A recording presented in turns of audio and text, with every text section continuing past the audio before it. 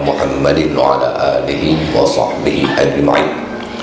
Subhanaka la ilma lana illa ma 'allamtana innaka antal alimul hakim. Rabbi shrah li sadri wa yassir li amri wahlul 'uqdatam min lisani yafqahu qawli. Yang bahagia bersama Madlan selaku fungsi Darul Wahdah. Seterusnya tuan-tuan dan puan-puan, pencinta ilmu, semoga semuanya dirahmati oleh Allah Subhanahu wa taala. Pagi ini kita tengok satu tajuk yang sering beredar di sekitar Matampau, Kubang Kembang, Nanti dan Kampung Pelek. Tajuk dia masuk Islam. Tuan-tuan masuk Islam masuk Islam. Tajuk ini masuk Islam. Dan bila masuk Islam ni tuan, saya nak sempit sikit tajuk ni, cuma halik hawai. Bila ada orang masuk Islam, dia meninggalkan kesan.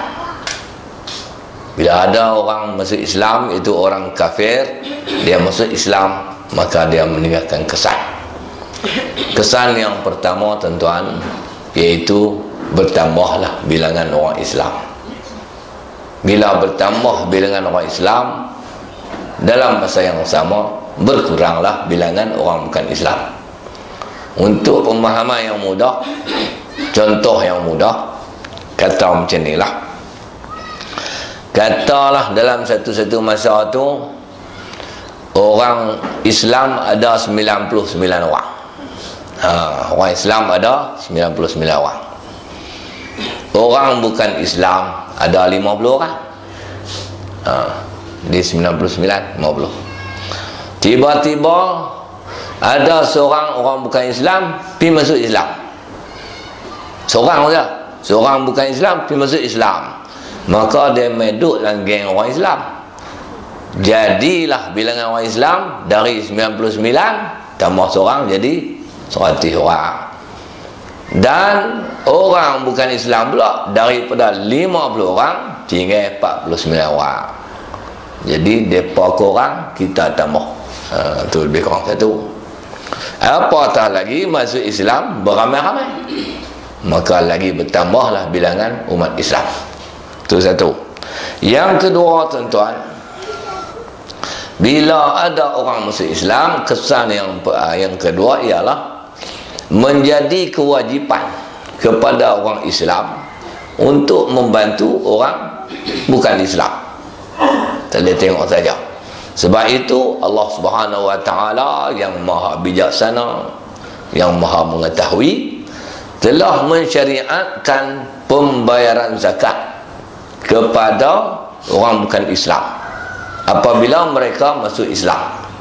Kerana orang-orang yang bukan Islam ini, bila mereka masuk Islam, pada peringkat awalnya mereka ni namanya al-mu'allafatu qulubuhum, orang-orang yang dijinakkan hati mereka.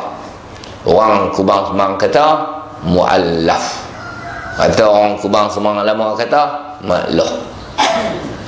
Lebih kurang makluh ni bagi. Al-mu'allafatu qulubuhum. Al-mu'allafatu qulubuhum, mu'allaf ini adalah salah satu daripada 8 senarai penerima zakat yang difirmankan oleh Allah Subhanahu wa taala dalam Al-Quran. Mu'allaf. Tujuan dibayar zakat kepada mu'allaf ini untuk memberitahu mereka bahawa Islam ni cantik dan indah.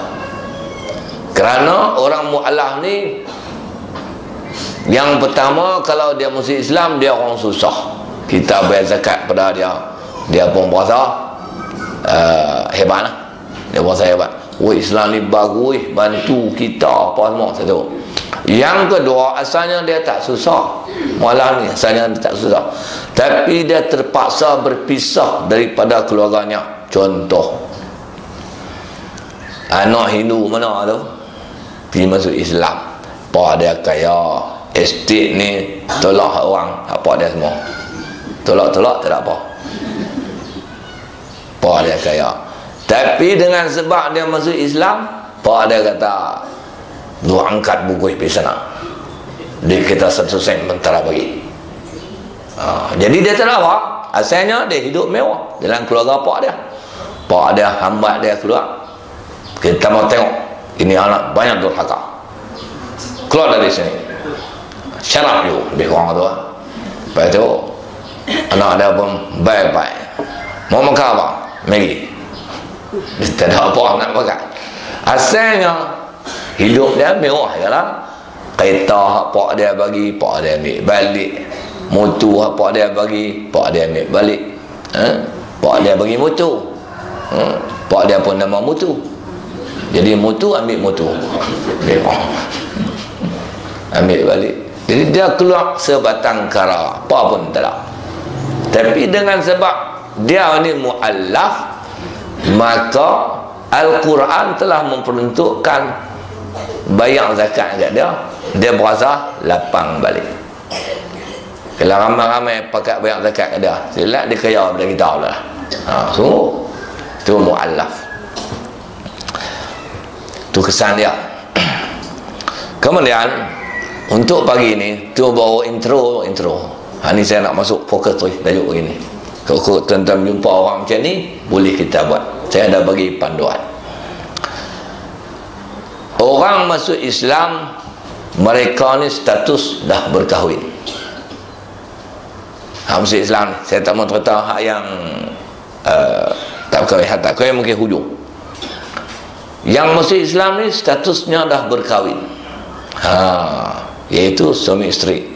Masuk Islam status berkahwin ni dia ada 3. Yang pertama, suami masuk, isteri tak. Yang kedua, isteri masuk, suami tak. Yang ketiga, dua-dua masuk. Yang keempat, dua-dua tak masuk. Itu cerita lain. Okey, kita tengok yang pertama. Suami masuk Islam, isteri tak masuk. Laki memeluk Islam, bini memeluk Siam. Bini tak masuk. Nak tengok ni status mereka suami isteri tu putih ke kekal? Itu soalannya. Bila suami masuk Islam, isteri tak masuk, status mereka sebagai suami isteri untuk tempoh terdekat, berkekalan ke ataupun putih, tidak lagi menjadi suami isteri? Jawab dia. Isteri yang masuk Islam,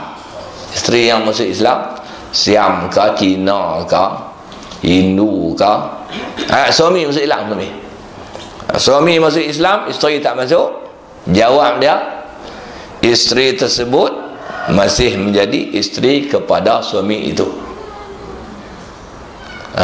Ni Hindu kebangsaan, asyhadu an la ilaha illallah wa asyhadu anna Muhammadar Rasulullah. Hormat orang Islam. Tentang orang saya pengalaman Islam orang tak tahu banyak mana. Dah kerja saya lagu tu.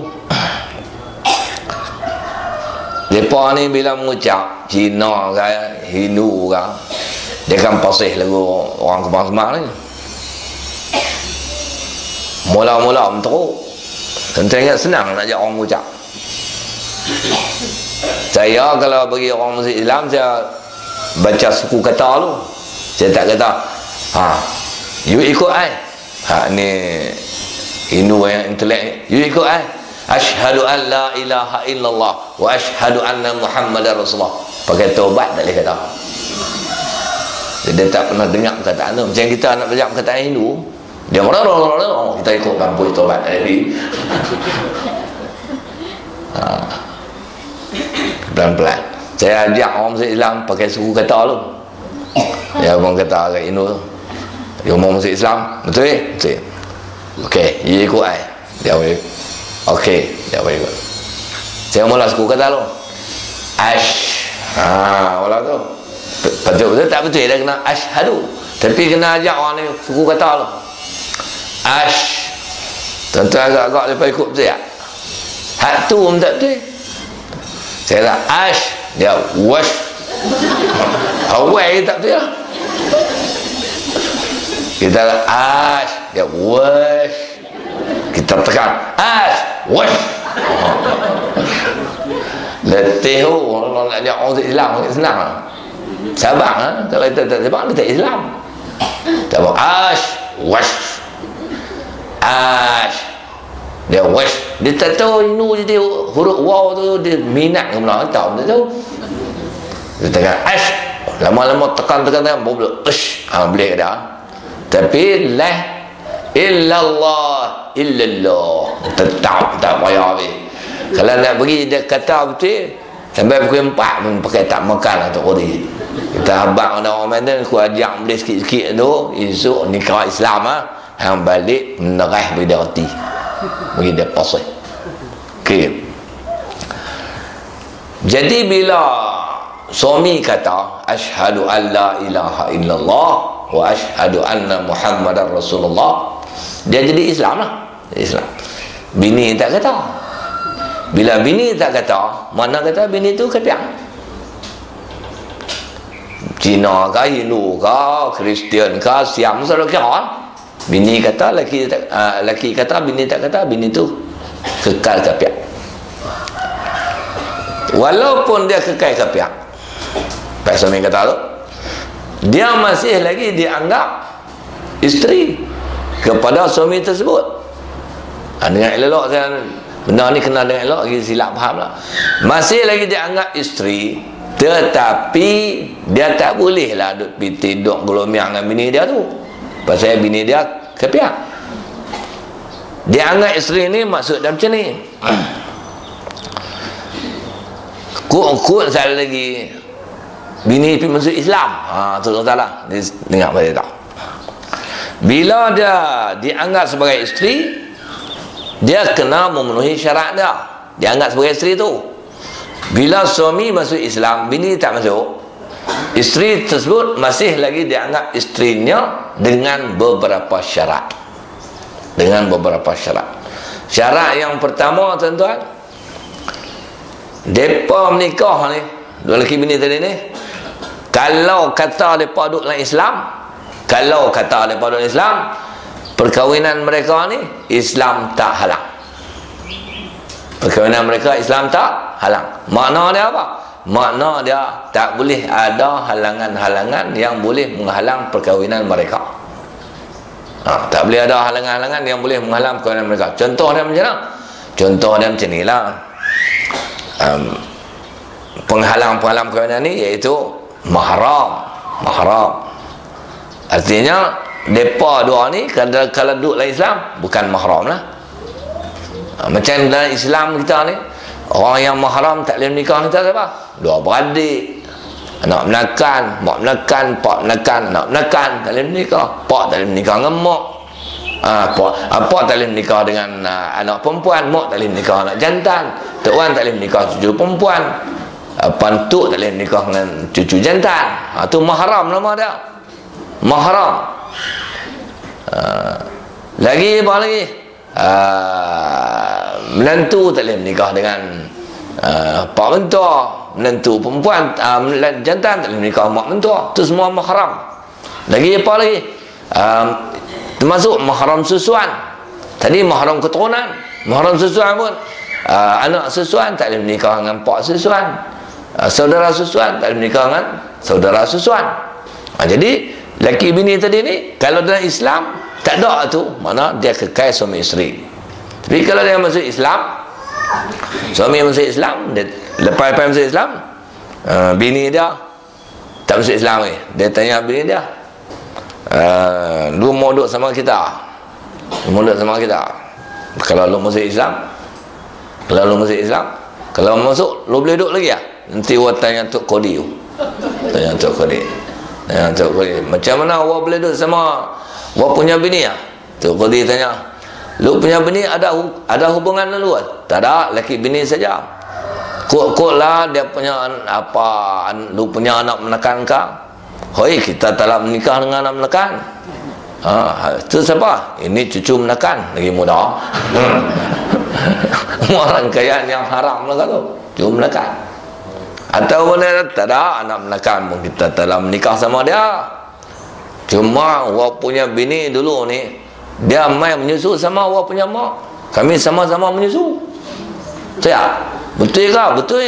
Dia menyusu banyak pada awak. Dia kawan tu. Bermakna mereka ada ikatan susuan. Mana dalam Islam, ikatan susuan tu haram menikah. Jika dia masuk Islam, bini dia ada cara Islam, bermakna isteri tersebut tidak kekal sebagai isteri dia. Itu syarat yang pertama.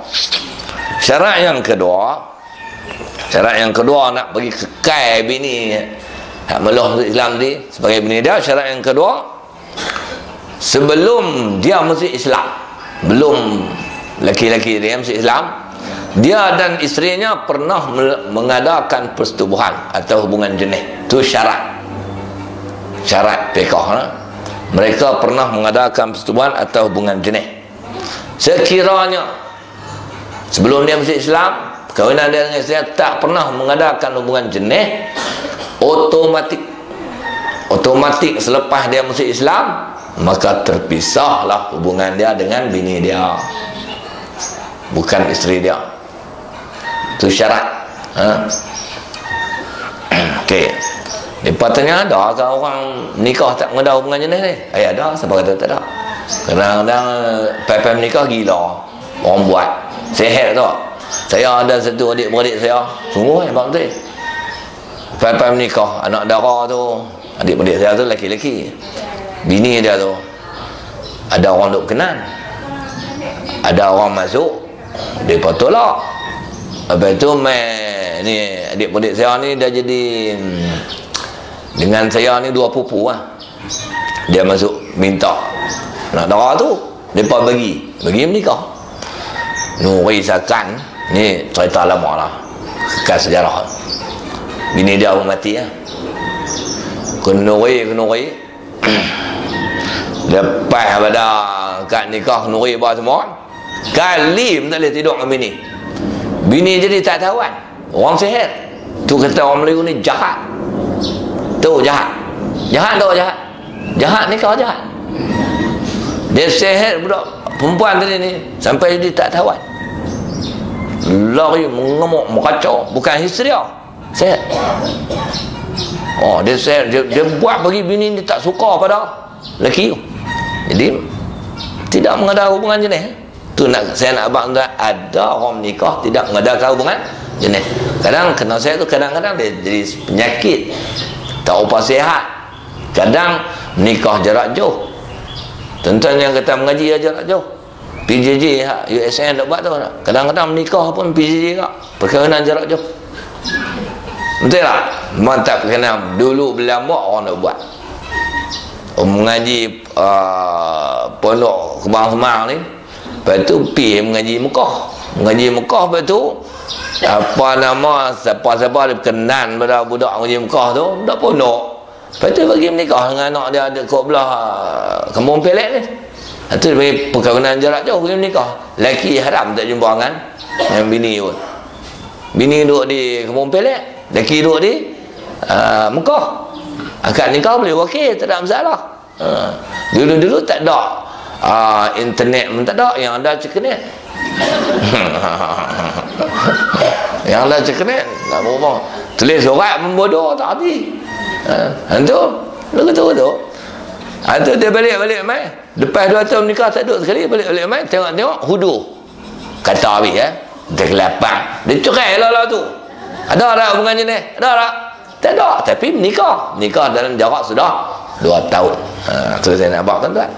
Patah balik tadi lah. Jadi kalau suami tadi ni dia masuk Islam, dia pernah mengadakan hubungan jenis, persetubuhan dengan isterinya itu masih lagi isteri kepada dia. Jika tidak pernah mengadakan hubungan jenis, maka sebaik saja dia melafazkan 2 kalimah syahadah, asyhadu an la ilaha illallah wa asyhadu anna muhammadar rasulullah, maka isteri tersebut bukan lagi isterinya. Itu kena faham. Yang 3 lama ada sejam, tak ada ya Allah yang sejam. Yang ketiga Doktor Mazlan naik kereta sejam lebih. Nak buat baik. Naik kereta sejam lebih. Saya ni isteri mengajak sekolah ni mengaji apa saya tu. Saya pakai ni, dia pakai tu. Saya nak pergi mana ni? Sekolah. Ada kelai tambahan? Tak cuti ganti apa raya Cina apa tu saya tak tahu. Ini bini pergi sekolah. Saya ambil ni. Kami pakai mengajak. Saya ambil sekolah Darul Wahidah.